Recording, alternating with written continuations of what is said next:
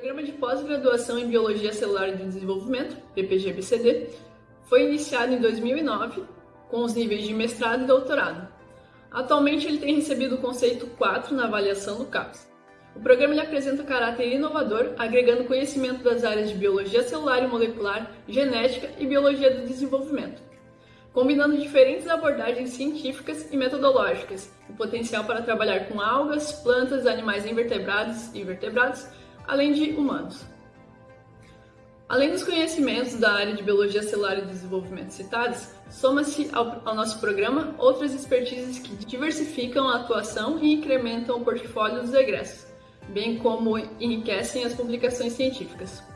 O programa está organizado em 4 linhas de pesquisa. Atualmente, em 2020, são aproximadamente 60 projetos de pesquisa sendo desenvolvidos pelo corpo discente e docente.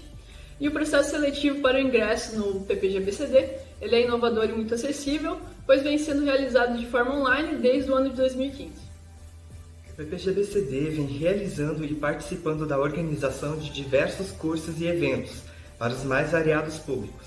Podemos citar o Simpósio Carioquinesis, o Simpósio de Integração dos Programas de Pós-Graduação do CCB, o qual é realizado pelos 11 PPGs do CCB, o curso de verão em Biologia Celular e do Desenvolvimento, voltado para alunos da graduação, e o curso de férias, baseado na vivência das etapas do método científico, que é destinado a alunos do ensino fundamental.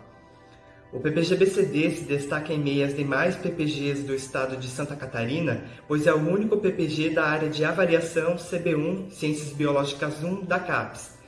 É importante salientar que a presença do PPG-BCD como único PPG CB1 em Santa Catarina oportunizou a implantação do ProfBio, cujo público-alvo são os professores de Biologia do ensino médio.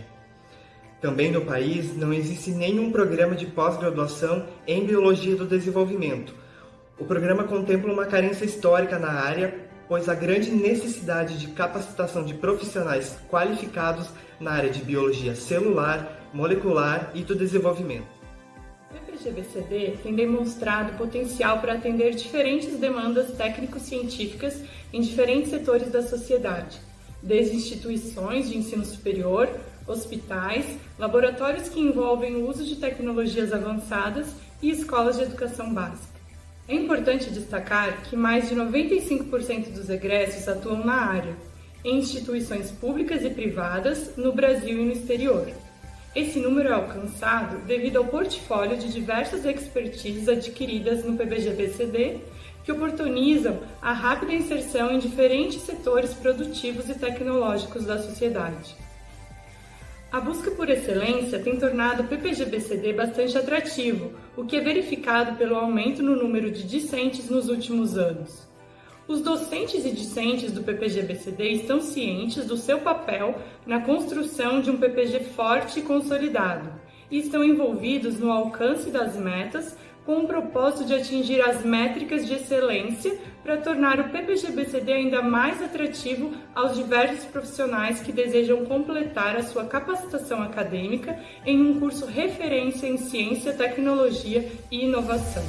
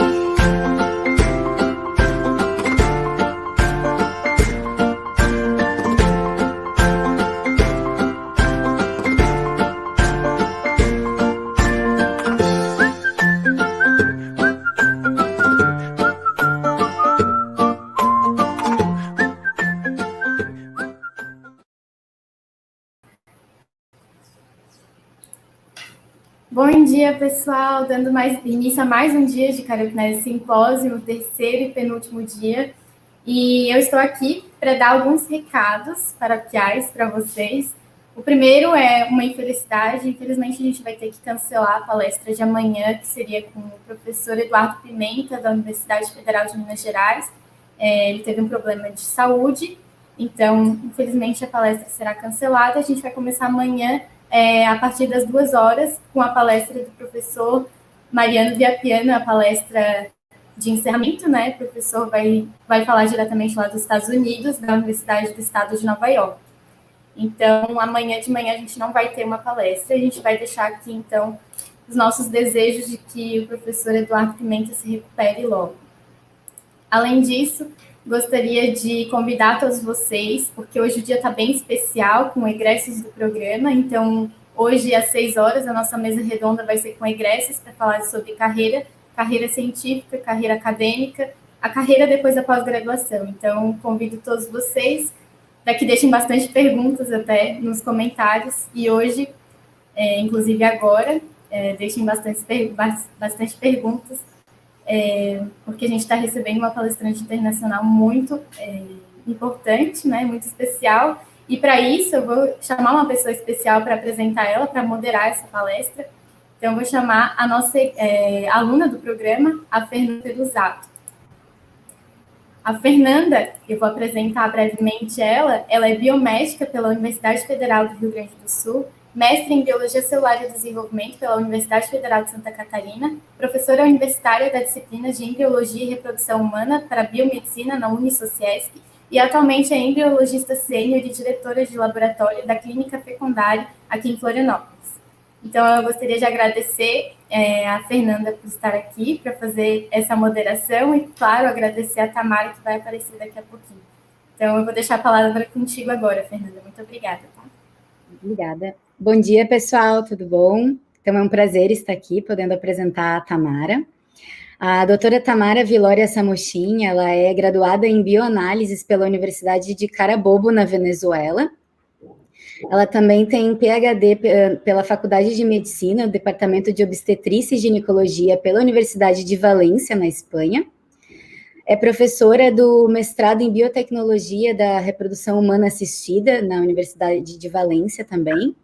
E embriologista clínica sênior, supervisora do Laboratório de Fertilização do Instituto Valenciano de Infertilidade, na Espanha, que é um dos maiores laboratórios de fertilização in vitro do mundo, y especialista en biotecnología da reproducción humana.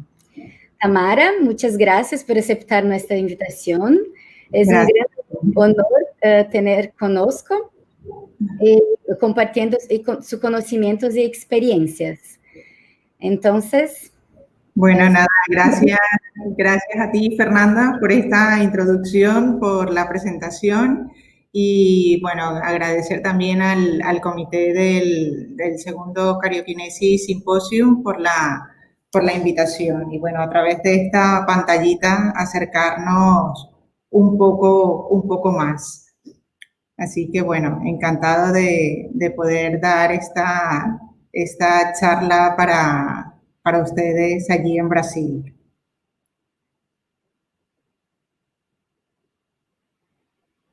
Perfecto. Ahora. ¿Pueden ver las diapositivas ahora?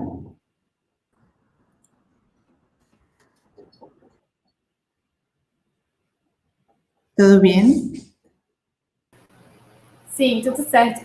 Puedes comenzar. Vale, perfecto. Bueno, yo en esta mañana les voy a hablar un poquito de la infertilidad, del proceso de fecundación y el desarrollo embrionario in vitro. Entonces, bueno, sabemos que el ser humano como especie, nosotros como especie somos muy poco fértil, porque incluso en nuestro rango, nuestro mejor rango de fertilidad, o que empezamos a pensar en buscar bebés en un embarazo, que suele ser sobre los 30 años, tenemos una tasa de embarazo mensual de manera natural de solo un 20%. ¿Okay? Generalmente, antes de los 30 años, cuando tenemos un poco de mejor tasa de embarazo, igual no pensamos todavía en formar una familia o buscar una gestación. Entonces, el ciclo natural del ovario, un ovario madura un solo folículo y es capaz de liberar un óvulo con capacidad de ser fecundado. Para ello hay muchos factores que debemos tener en cuenta, que tener una trompa permeable, una buena calidad seminal.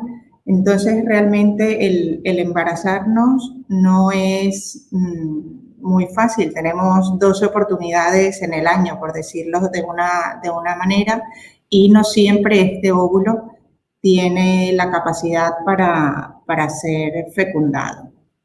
Entonces, ¿cuáles son los factores que pueden influir en lograr un embarazo o no? Evidentemente, no es todo de una sola parte.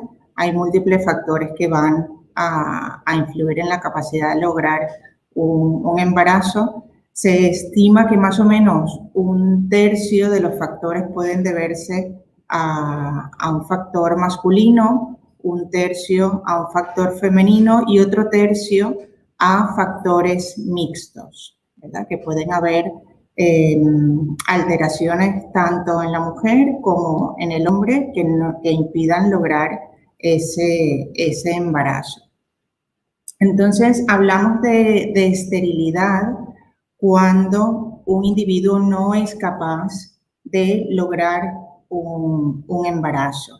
Y la infertilidad, que son 2 términos que solemos igual confundir, es lograr un embarazo o una gestación a término y lograr un recién nacido vivo en casa.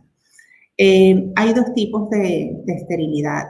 La primaria, cuando una pareja nunca ha logrado o no ha logrado una gestación, y la esterilidad secundaria es cuando, a pesar de haber logrado un embarazo, no podemos lograr el segundo, aun cuando el primero puede haber llegado de manera natural y sin ninguna dificultad.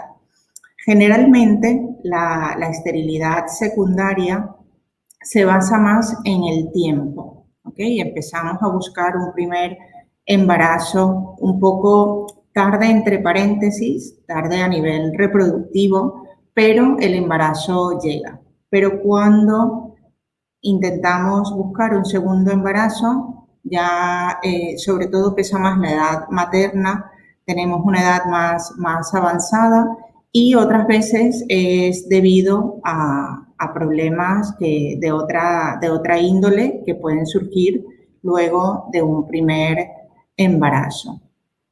Entonces, hablamos cuando podemos hablar que hay un problema de fertilidad. Cuando luego de tener un año de relaciones sexuales no protegidas con nuestra pareja, no logramos un embarazo. Sin embargo, como comenté anteriormente, hay un factor condicionante que es la edad materna. Y como comenté al principio, nosotros los humanos como especie tenemos un poder reproductivo muy bajo, más o menos un 20% en una relación sexual mantenida durante el periodo de ovulación, pero esto es cuando, recordemos, en una edad fértil. Ya cuando nuestra edad o la edad materna tenemos 40 años o más, las posibilidades de embarazo por mes nos van a disminuir hasta más o menos un 10%. Entonces hablamos que los problemas de fertilidad son más comunes de lo que nosotros creemos. Más o menos 1 de cada 6 parejas en edad fértil, de 35 años o menos, van a tener problemas para conseguir un embarazo. Entonces, ¿cuándo deberíamos acudir a una consulta de fertilidad? Si luego de un año de relaciones sexuales sin protección no hemos logrado un embarazo, pero esto cuando tenemos menos de 35 años. Ya cuando la mujer tiene 35 años o más, este periodo debe acortarse a 6 meses. Sin embargo, si sabemos que hay alguna patología como endometriosis, que presentamos alguna baja reserva ovárica, tenemos miomas o hemos tenido abortos previos o nuestra pareja tiene alguna alteración seminal, no hay que esperar a estos 6 meses. Debemos acudir a una consulta, a un médico especialista en medicina reproductiva, no a nuestro ginecólogo de rutina, sino a un especialista en medicina reproductiva, y cuando tenemos 39 años o más, la consulta debería realizarse de inmediato. Entonces, ¿qué pasa cuando no podemos lograr un embarazo? Tenemos que asistir a una clínica de fertilidad y someternos a un tratamiento de reproducción asistida. Primero, una evaluación de la pareja, evidentemente. Y dentro de los tratamientos de reproducción asistida en los cuales podemos ayudar a las parejas, están el coito programado o relaciones sexuales dirigidas, la inseminación artificial, que puede ser la inseminación artificial homóloga o de la pareja, o la inseminación artificial de donante, la fecundación in vitro, donde tenemos la fecundación in vitro convencional y el ICSI, o el programa de donación de ovocitos o donación de semen. En esta oportunidad nos vamos a centrar un poco más exclusivamente en la fecundación in vitro y en lo que ya llamamos procedimientos de alta complejidad, que es cuando ya recurrimos al laboratorio de fecundación in vitro como tal. Entonces, aquí les he traído un vídeo de nuestro laboratorio de fecundación in vitro aquí en IBI Valencia, el laboratorio de embriología, una breve visita virtual que muestra lo que es el corazón de la clínica, ¿no? La cocinita, por decirlo de una manera, el lugar donde nace la vida. En los microscopios y en las cabinas de flujo laminar manejamos y cuidamos los embriones en todo momento. También posteriormente, ya en lo que son los incubadores de cultivo, es donde vamos a tener donde van a ir creciendo sus primeros 5 o 6 días de desarrollo. También disponemos de una serie de cabinas, casi siempre utilizamos cabinas cerradas para todos los procedimientos. Son cabinas de flujo laminar muy parecidas a los incubadores que podemos ver en neonatos, donde todo el tiempo hay una temperatura caliente tanto en la superficie, mantenemos el pH, mantenemos las condiciones de CO2. También disponemos de cabinas abiertas donde realizamos los procesos como son la vitrificación de ovocitos y desvitrificación, que hay que realizarse en frío, y los incubadores de cultivo. Tenemos incubadores de cultivo convencional, que llamamos de una manera, donde vamos a tener también todas las condiciones estables. En el laboratorio disponemos para la evaluación de microscopios invertidos, tanto para realizar el procedimiento de ICSI como en algunas oportunidades la evaluación, y luego los sistemas de time-lapse, ¿verdad? Que nos van a permitir evaluar cada división celular y nos van a aportar mucha información adicional para poder elegir el mejor embrión para posteriormente realizar la transferencia embrionaria. Entonces, ¿A qué le llamamos fecundación in vitro? Es lo que sucede de manera natural, en un ciclo natural, pero fuera del cuerpo. Entonces, es la unión de un espermatozoide con un óvulo fuera del organismo materno y paterno para obtener un embrión viable que pueda dar lugar a una gestación. Cuando una pareja llega a la clínica, además de evaluar la calidad seminal, realizamos una serie de estudios previos y sobre todo también valorar lo que es la reserva ovárica para ver la viabilidad de qué técnica vamos a utilizar, qué procedimiento vamos a realizar. En condiciones normales solemos tener una reserva ovárica, un número de folículos en cada uno de los ovarios. De manera natural, solamente uno de ellos es el que logra crecer para luego ovular, y en los procesos de estimulación ovárica por un ciclo sustituido hacemos una estimulación hormonal controlada de los ovarios para hacer crecer y madurar todos estos folículos que en condiciones naturales se perderían. ¿Okay? Entonces, intentar que estos folículos que se descartarían crezcan para poder realizar la punción ovárica. En un proceso de FIV tenemos como varios pasos a seguir.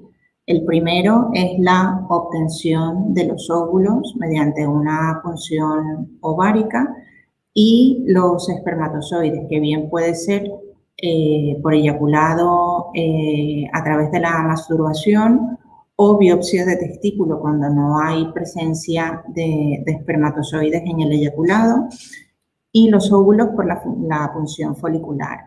La inseminación, como comentamos, puede ser por dos procedimientos, la fecundación in vitro convencional o el ICSI. Posteriormente vamos a evaluar esta fecundación y empezar lo que es el cultivo embrionario hasta su 5º o 6º día, para posteriormente realizar o bien la transferencia y vitrificación de embriones, o en aquellos ciclos que lo requieren, que así lo requieren, podemos realizar una biopsia embrionaria para valorar la carga cromosómica de esos embriones y clasificarlos como normales o anormales, siendo aptos o no aptos para una posterior transferencia.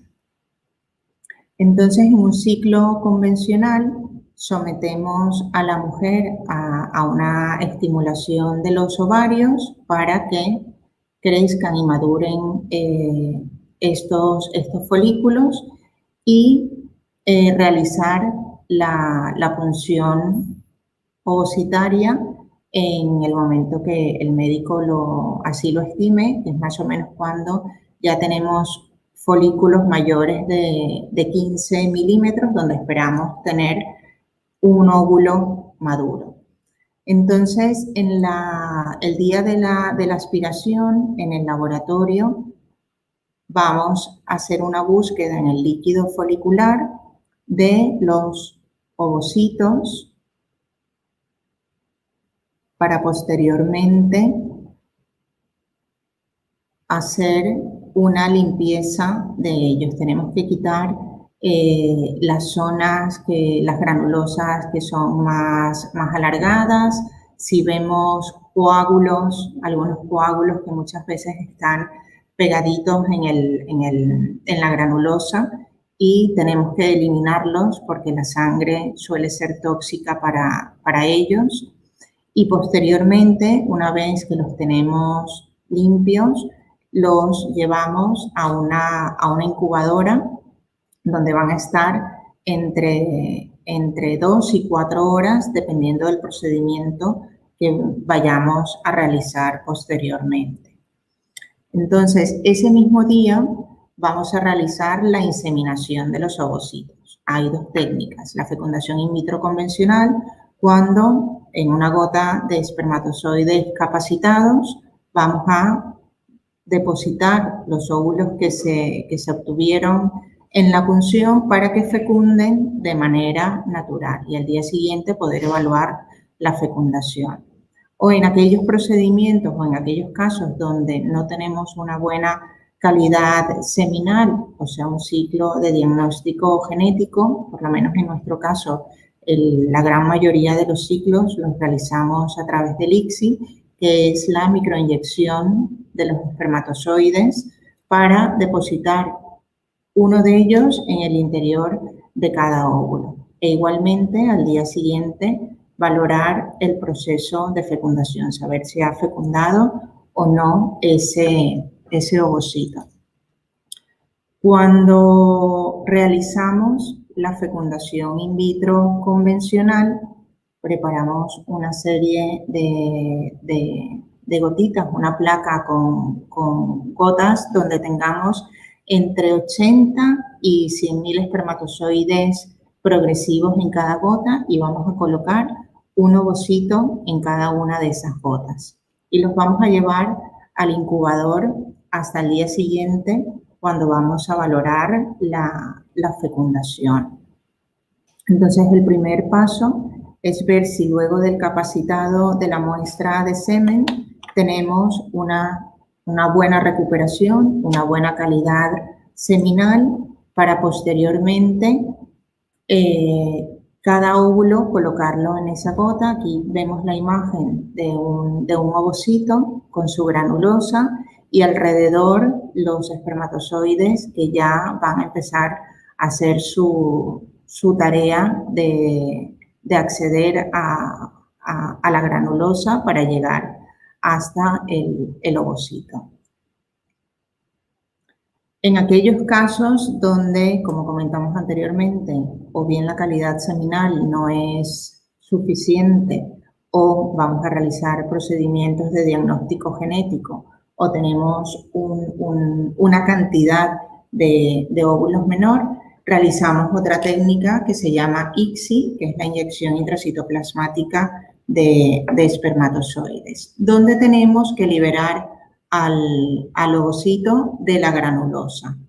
Entonces, hacemos de una manera mecánica lo que haría el espermatozoide en condiciones normales, que es degradar esa granulosa, y tenemos que liberarla con una enzima llamada hialuronidasa. Sin embargo, no siempre todos los ovocitos obtenidos en la punción son aptos para microinyectar. Más o menos se estima que 3 de cada 4 ovocitos obtenidos pueden ser maduros, pero no llegan a ser todos generalmente. Para poder realizar el proceso de microinyección de ICSI, necesitamos tener un ovocito en estadio de metafase 2, donde veamos el corpúsculo polar. Sin embargo, en el proceso de decumulación vamos a observar muchas veces otra serie de ovocitos con los cuales no podemos trabajar, no podemos realizar ese proceso de ICSI. Podemos ver ovocitos en metafase 1, donde no observamos la extrusión de este corpúsculo polar. Ovocitos que están en profase 1, llamados vesícula germinal. Ovocitos que pueden haber entrado en atresia, o bien porque no han logrado una maduración o son postmaduros. Entonces, únicamente vamos a trabajar con aquellos ovocitos que están en el estadio de metafase 2. Entonces, iniciamos el proceso con la búsqueda de los espermatozoides para posteriormente inyectarlos, teniendo en cuenta que el corpúsculo polar lo tenemos que tener alejado del lugar donde vamos a realizar la microinyección, porque se estima que esté la placa metafásica y no queremos atravesarla, y depositamos un espermatozoide dentro de cada uno de los ovocitos. Al día siguiente vamos a valorar el proceso de fecundación. Muchas veces no todos los óvulos tienen la capacidad de ser fecundado, evidentemente, y el espermatozoide algunas veces tampoco tiene esa capacidad fecundante. Y se estima que más o menos 7 de cada 10 ovocitos que microinyectamos logre una fecundación correcta. Y lo vamos a ver con la presencia de los dos pronúcleos, uno materno y otro paterno.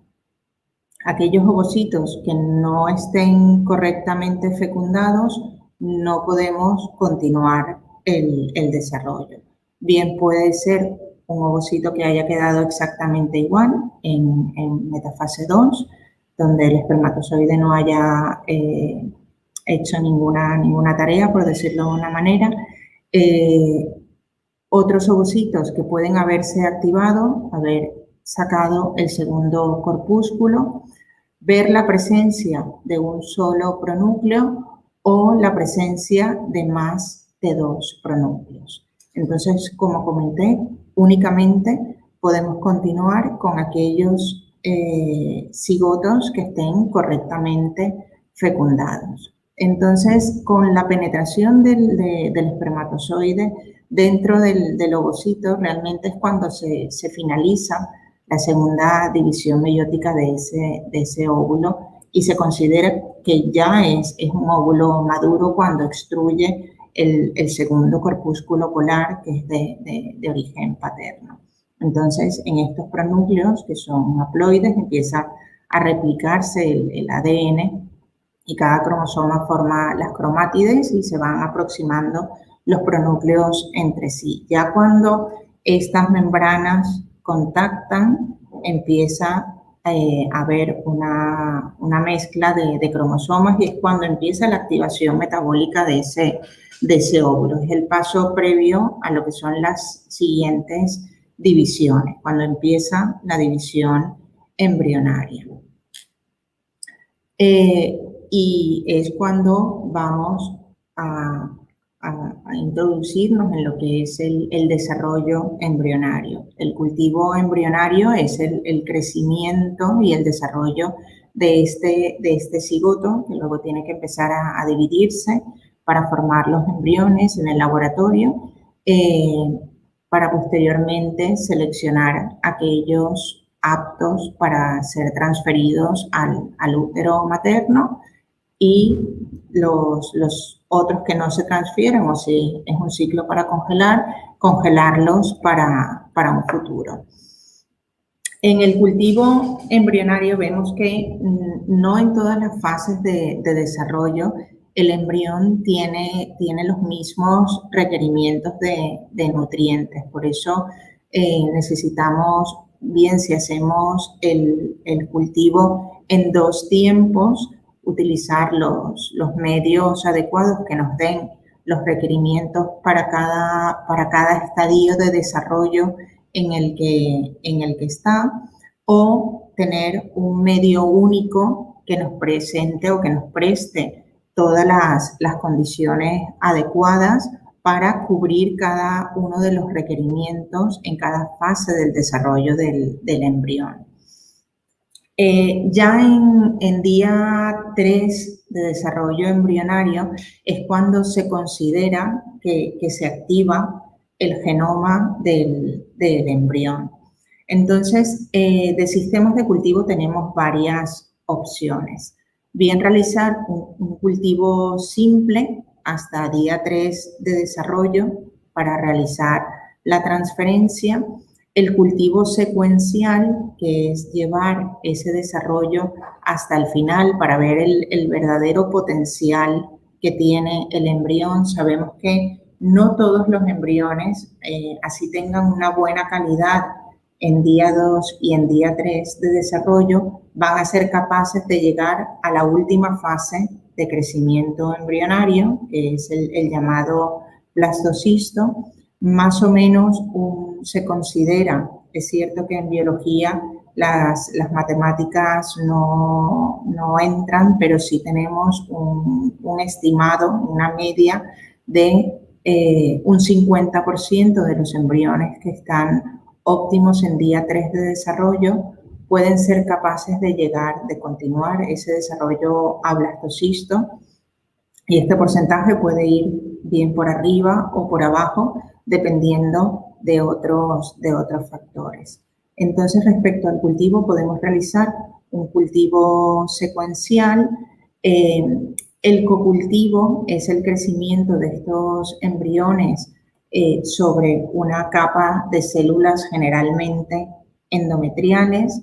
Este sistema empieza a estar más en desuso, ya que el cultivo secuencial convencional va fenomenal, no nos aporta ningún beneficio adicional, con lo cual actualmente se utiliza más un cultivo secuencial y en gran parte con medios únicos.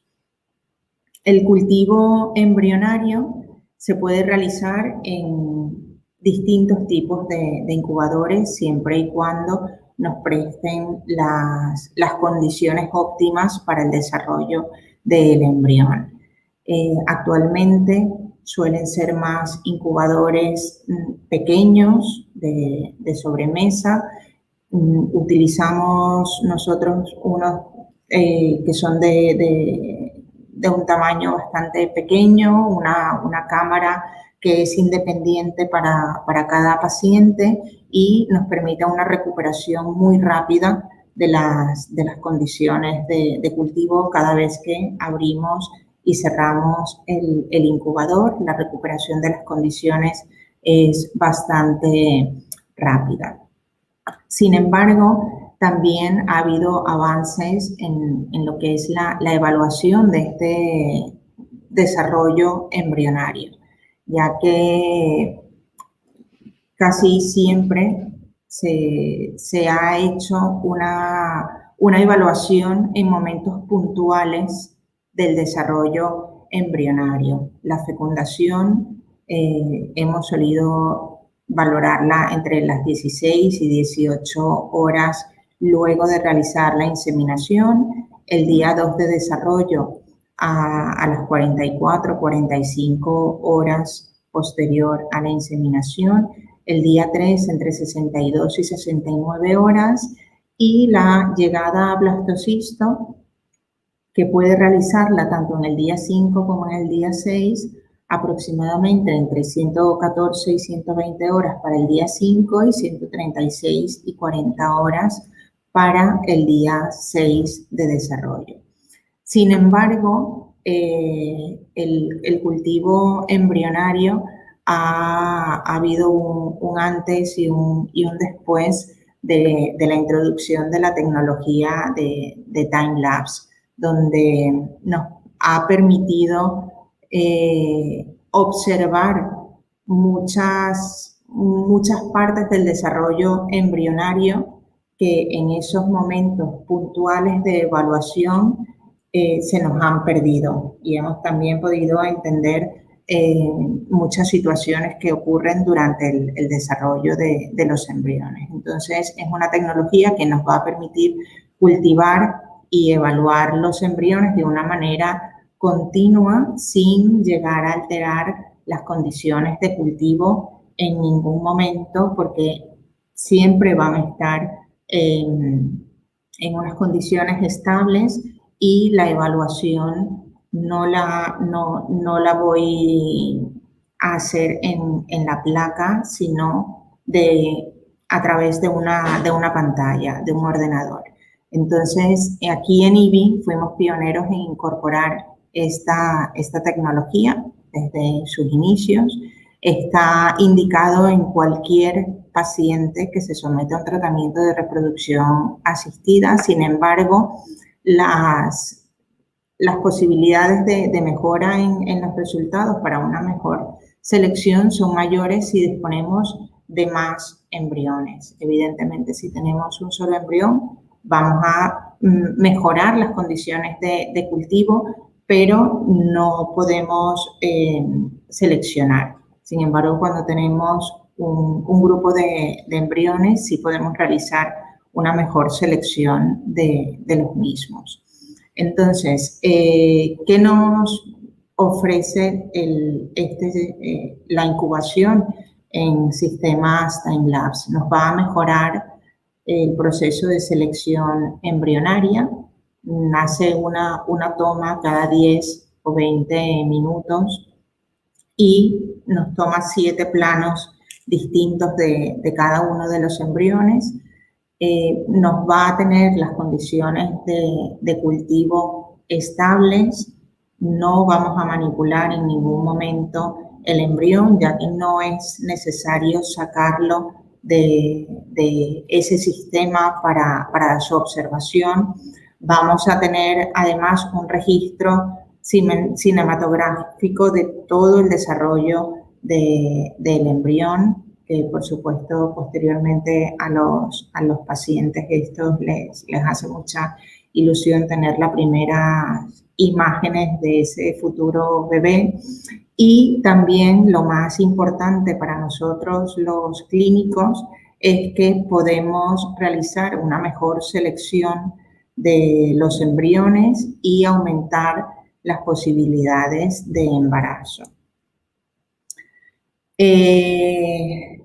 Hay muchos sistemas de time-lapse. Nosotros en IBI utilizamos el EmbryoScope de Vitrolife y el Getty de Genea.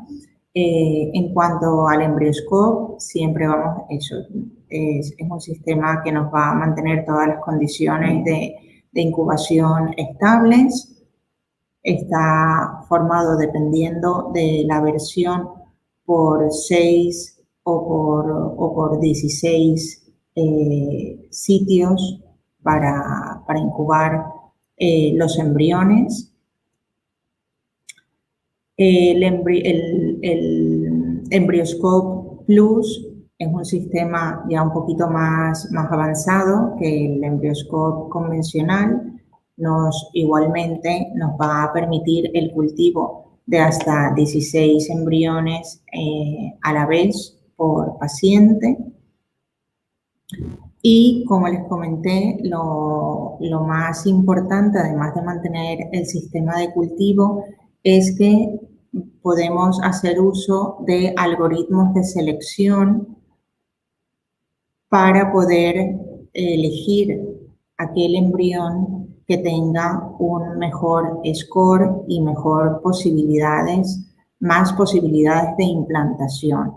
Muchas veces tenemos embriones que morfológicamente son iguales, pero en cada uno de los momentos del desarrollo, dependiendo de cuándo ocurren estas divisiones a 2 células, a 4 células, a 5 células, y empieza posteriormente la blasulación, el desarrollo de estos algoritmos nos va a permitir seleccionar el mejor embrión o el embrión que tiene más posibilidades, más potencial de implantación.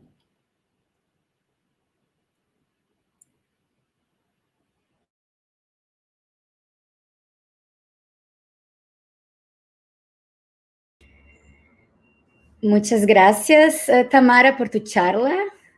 Foi muito interessante e didáctica. E agora temos algumas perguntas.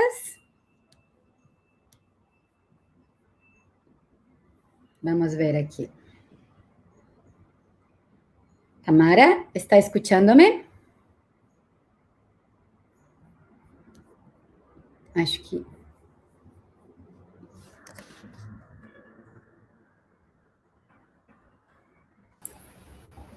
Fernanda. Oi? Creo que Tamara caiu. Isso. Acho que ela deve estar voltando logo em seguida.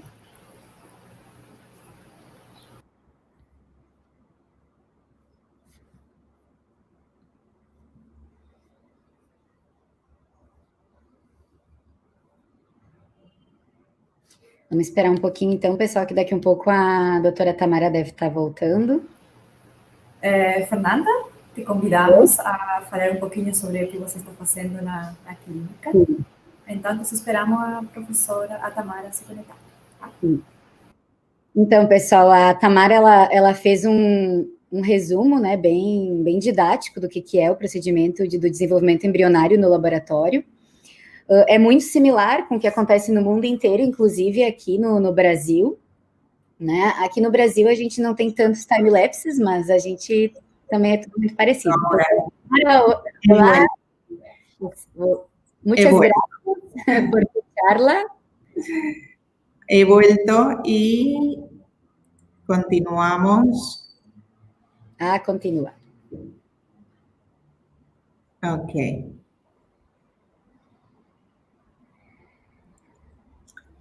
Bueno, otro de los sistemas time-lapse de los cuales disponemos en el laboratorio es el Geri, que es un incubador de alto rendimiento. Tenemos 6 cámaras.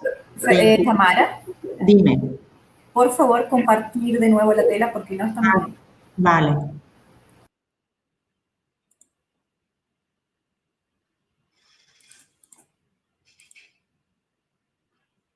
Ahora.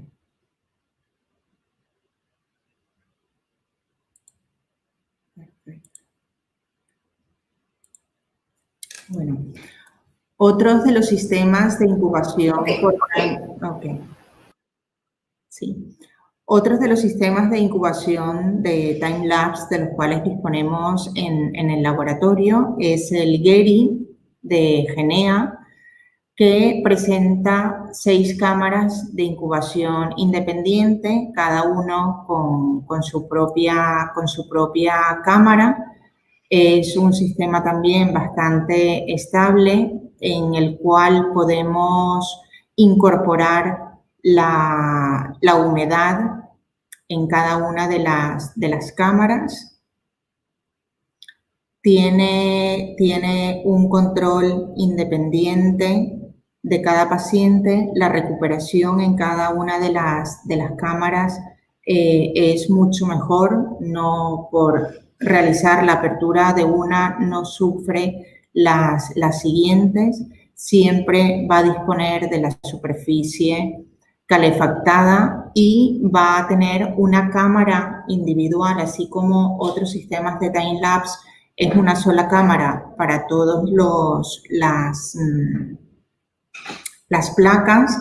En esta, cada una de las camaritas de incubación dispone de una cámara individual. Entonces, es un sistema, igualmente nos va a permitir la evaluación de todo el desarrollo embrionario sin perturbar las condiciones de incubación y poder realizar también una selección a través de los algoritmos que podamos incorporarle para la selección embrionaria. Entonces, realmente el cultivo embrionario en time-lapse, además de tener un seguimiento en todo momento del desarrollo embrionario, nos va a permitir que aquellos embriones que consideremos que a final del desarrollo los veamos iguales morfológicamente, el saber cuál de ellos elijo, cuál de ellos puede tener un mejor potencial de implantación. Entonces, a través del uso de los algoritmos de selección, donde nos va a tomar en cuenta el tiempo que ha tomado cada célula en dividirse, poder seleccionar aquel embrión que tiene mayor potencial de implantación, aunque por morfología lo veamos exactamente o se nos haga difícil seleccionar uno u otro. Entonces, todo esto nos va a ayudar a lo que es lo más importante, que es realizar una buena transferencia embrionaria, y en los últimos años nosotros hemos apostado por realizar una transferencia única.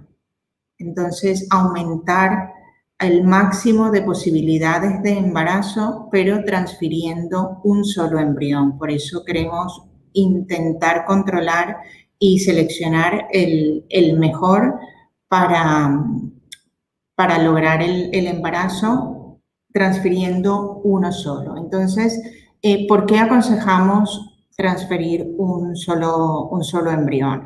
Hay muchísimas razones, pero una de las principales es que vamos a reducir en una gran medida las posibles complicaciones que pueda haber en una gestación múltiple. Complicaciones que se pueden presentar tanto en la madre como en los bebés si es un embarazo múltiple. Entonces, para ello, estos avances en el sistema de cultivo y la selección embrionaria nos permiten saber cuál es el que tiene mayor posibilidad o más chance de dar lugar a un embarazo, así reduciendo drásticamente las complicaciones que pueda haber a futuro. Además de un gran porque hay muchas más razones ya de tipo más personales para ir como de uno en uno. Entonces, lo que debemos es intentar reducir al máximo el número de embriones a transferir, dando una mejor posibilidad de embarazo, de lograr un embarazo, y por eso casi todos nuestros sistemas de cultivo se basan principalmente en el time-lapse para intentar realizar una mejor selección. Y bueno, muchísimas gracias nuevamente a todos. Dejo mis datos de contacto, donde pueden localizarme, y con muchísimo gusto estoy disponible. Muchas gracias, doctora Tamara, por tu charla. It was fantastic and muy didáctica. IVI es el mayor laboratorio fantástico, mucha tecnología. Sí. And, ahora nosotros tenemos algunas preguntas. Sí, a ver. Una de las preguntas es relacionada al laboratorio, que ¿cuántos embriólogos trabajan en su clínica? ¿Cómo se divide para realizar los procedimientos? ¿Cada uno toma un caso o todos hacen el mismo caso? Sí, somos un grupo de aproximadamente 30 personas en el laboratorio, incluyendo los técnicos del laboratorio, incluyendo las secretarias. Somos más o menos 20 embriólogos, 7 u 8 técnicos y 3 secretarias. Todos realizamos, como es una clínica bastante grande, cada uno no podemos hacernos cargo de un caso en particular. Entonces, lo que hacemos es que cada uno tenemos una función diaria. Por ejemplo, hoy yo voy a realizar la evaluación de todas las fecundaciones del día. Otras 2 personas van a realizar la evaluación de los embriones para seleccionar aquellos que vamos a transferir. Otra persona se va a hacer cargo de las descongelaciones de los embriones. Otras 2 personas de las transferencias embrionarias. Entonces, cada día, cada uno de nosotros tiene un turno asignado, una labor asignada dentro del proceso del desarrollo embrionario, y y nos centramos en eso. Evidentemente hay un sistema detrás, tanto informático como un soporte en papel, sobre todo también el informático, donde todo lo de cada paciente está registrado, ya que mi compañero es el que probablemente se va a encargar al día siguiente de esa tarea. Entonces, donde no haya ninguna duda del proceso que debe realizarse en ese momento. ¿Y cuántos casos por mes tienen? Por mes, a ver, por día son una media de 12 a 15 procedimientos de ICSI. Perfecto. Y unas 15 transferencias diarias. Entonces, a ver, al mes son bastante. Diario es una media de 12 procedimientos de ICSI y unas 15 transferencias, más o menos. Perfecto. Otra pregunta, como un estudiante brasileño que está empezando su graduación ahora, ¿puede llegar a ser un embriólogo en otro país, España, por ejemplo? Sí, a ver, lo que es el proceso de formación, para formación, lo que necesitas tener es una licenciatura en ciencias de la salud, cualquier licenciatura en ciencias de la salud, y realizar un máster en biotecnología de la reproducción, realizar unas prácticas. Sin embargo, para trabajar como embriólogo como tal, esa licenciatura debe ser convalidada u homologada en ese otro país. No solamente lo que es la formación, sino también para poder trabajar en una clínica hay que homologar o convalidar la licenciatura que traemos de nuestro país. Sí, gracias. Los datos mostrados sobre los problemas de infertilidad de las parejas, una a cada 6, ¿son de españoles No, o de todo el mundo? Es a nivel mundial, o sea, se considera que más o menos un 15% de la población a nivel mundial tiene problemas o va a tener problemas de fertilidad. Cuando hablamos de una edad alrededor de los 35 años.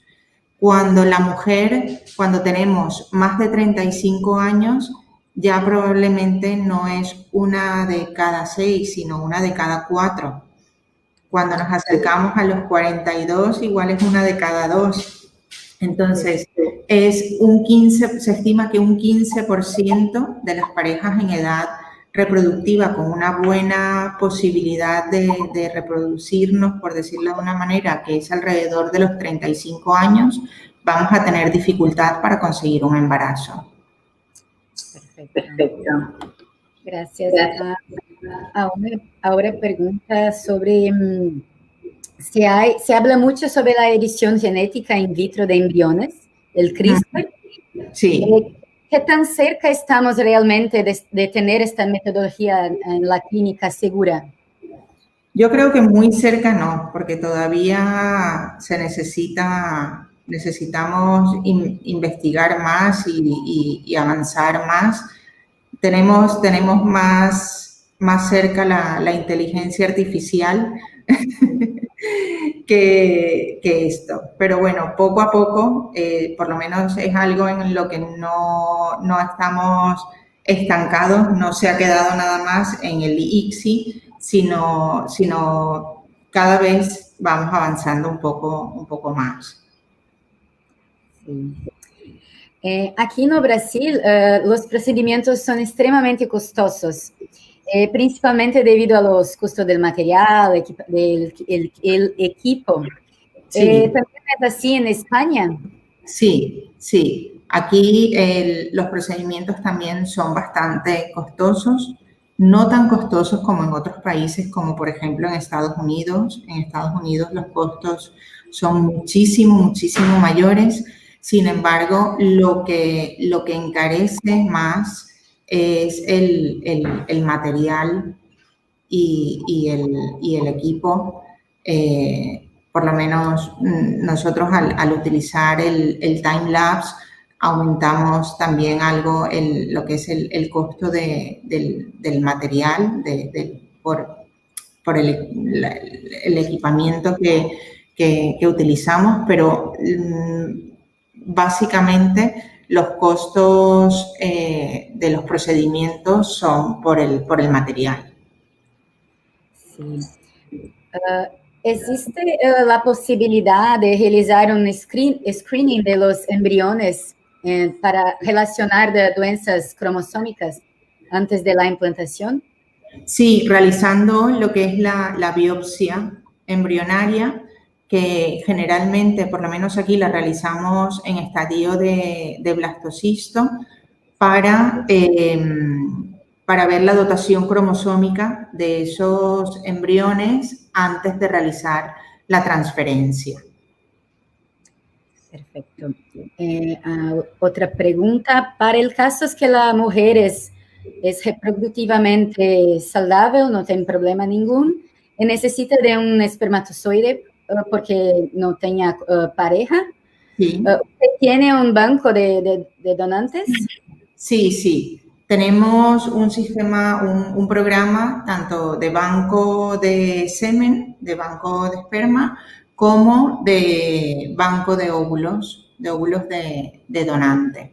Entonces, o bien parejas que quieren una maternidad en solitario, o parejas, también tenemos muchas parejas del mismo sexo, mujeres que vienen con su pareja que también es mujer, o bien se realiza una inseminación artificial o una fecundación in vitro a una de ellas, o bien está el método ROPA, que es la recepción de ovocitos de la pareja. Una de ellas se estimula, se realiza la fecundación in vitro, y la otra pareja es la que recibe los embriones donados de óvulos de su pareja. Sí, perfecto.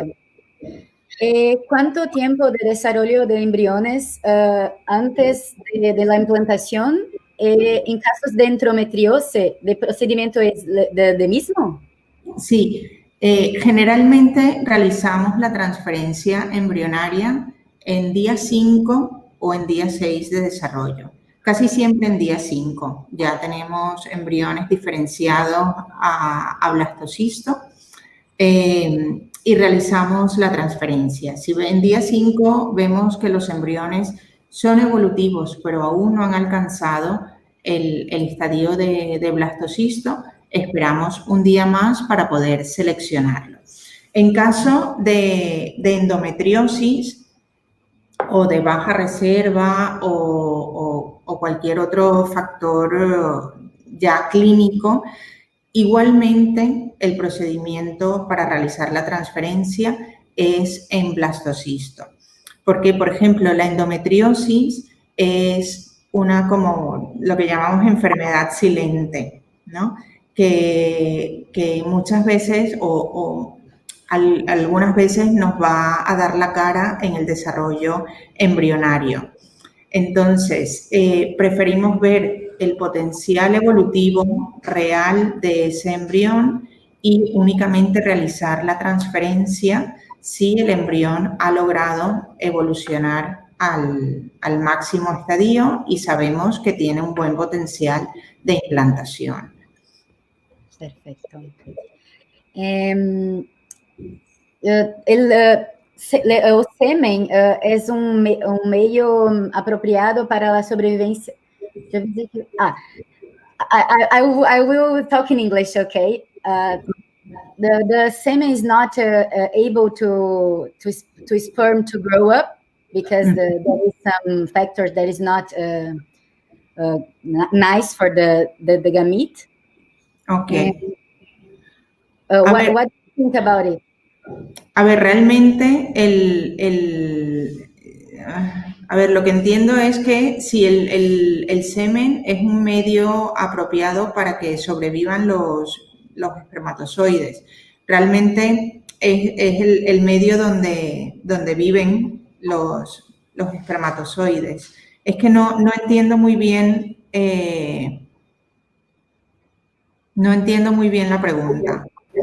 Tamara, pregunta si Beatriz escuchó decir que el líquido seminal no es un medio apropiado para sobrevivir los espermatozoides.